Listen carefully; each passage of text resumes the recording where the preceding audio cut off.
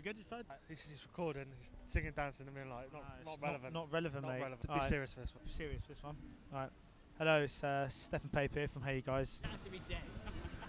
Yeah, speak up a bit. Oh, sorry. It's Stafan Pape here from HeyUGuys. Paul Heath from The Hollywood News. And we're going to be giving our video reaction for the film that got its premiere in Toronto, but also, premiere in Toronto, was right? Yeah. World premiere. And now it's playing at London Film Festival. It's Moonlight by Barry Jenkins. This is a really special piece of cinema. This is the best film I've seen back in London, because obviously we caught La La Land, Manchester by the Sea, and Monster Calls out in Toronto. But this is joined that, for me, it's joined that elite list. Do you rate it as highly as I do? I did, yes. Up there, yeah. So there were our three favourite films from Toronto. I think Moonlight overlapped with a lot of the screens out there, so we couldn't get to it for whatever reason. But had we got to see it, I think Moonlight would have edged out probably one of those films. I'm not quite sure which one.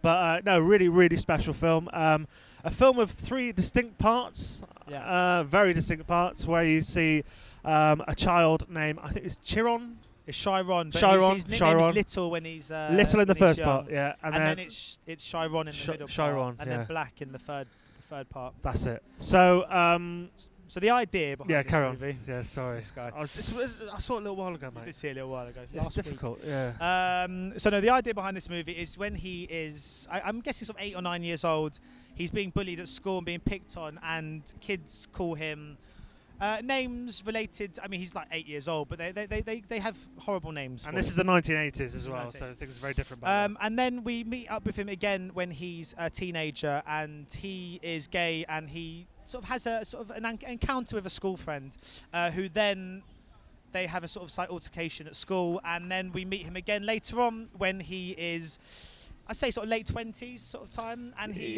gets a phone call again from this same friend, and he sort of decides to return home to meet him. So it's a real film of 3 parts, and it's, I mean, the kind of core premise here, though, isn't it, is about a young man who is trying to discover himself. He's gay, but he doesn't feel like it's anything he can act upon. Yeah, he's struggling with a bit of an identity thing. He's obviously, there's a lot of peer pressure around him.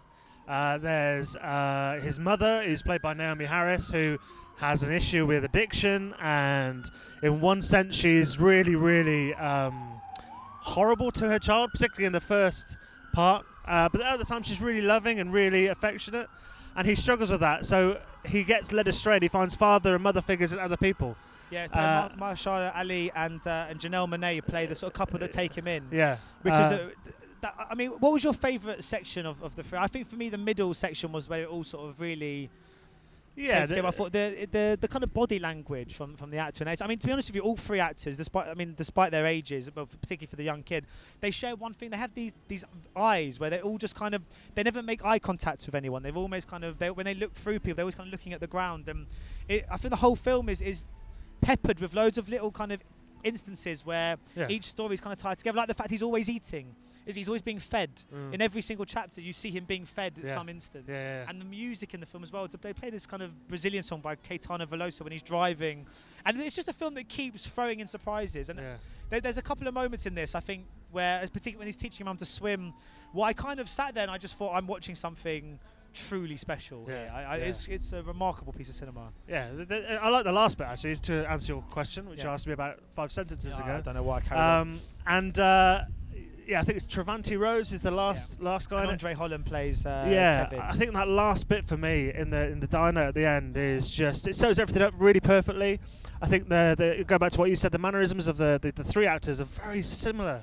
It's amazing. These 3 very different parts of this person's life feels like it is that one person, and they filmed it literally so many years after one another. It's amazing. And Naomie Harris also, I think it's her best performance I've ever seen her in. I mean, she's been in some great stuff over the years. I mean, I think she was in 28 Days Later, first of all, and then obviously she's been, Moneypenny now.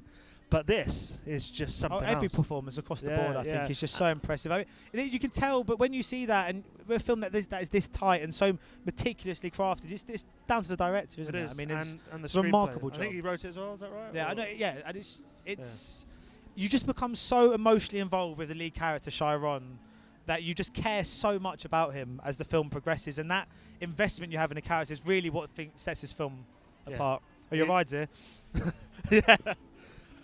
And you just hope, everything turns out right for him in the end, and he's now staring at us. You do. Yeah. No, it's a tough watch though. I mean, it's so rewarding. I think for you have it's quite slow burn. You got to be quite patient with it. But I mean, as I said, I saw it a week ago, and it just sticks with you. And I think that's the true greatness of cinema. If you think about it over and over again afterwards, and it keeps getting better as well, doesn't it? Yeah, absolutely. And you want to see it again because you just love that journey of that film. And it's also produced by Brad Pitt. Yeah, I saw that name come up at the end. Brad Pitt. So expect to see his name in lights at the Oscars, because I think this is going to get a nomination, at least. I think it could be potentially sort of this year's Whiplash, the kind of small indie, quite a small budget that kind of so subverts expectations a little. No, I think you could be right. So look out for it. It's called Moonlight. Yeah, it's absolutely brilliant. And if you don't have the chance to catch it at the LFF, it's coming out. It's coming. It's coming soon. I don't know when I think it's January. Yeah, it's they're tying it in for the. Well, we're getting swarmed by all sorts of Sully. We're in Piccadilly Circuit. It's all kicking off around here now. Awful.